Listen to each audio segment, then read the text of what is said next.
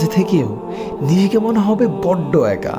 এই অনুভূতিগুলো স্পেশালি তখনই হয় যখন আপনি অনেক দিন ধরে আপনার রবকে ভুলে থাকেন, কিংবা আপনি রবের ইবাদত তো করছেন বাট পূর্ণ মনোযোগ দিয়ে করছেন না, দায়সারাভাবে খুশুখুজুবিহীন সালাত আদায় করছেন। যখন আপনার রাত দিন পার করছেন নিদারুণ এক উদাসীনতায়। প্রকৃতপক্ষে আমাদের সবার হৃদয়ে একটি অপূর্ণতা, একটি শূন্যতা রয়েছে, যে শূন্যতা আল্লাহ ছাড়া দুনিয়ার অন্য কিছু দ্বারা পূর্ণ করা সম্ভব না।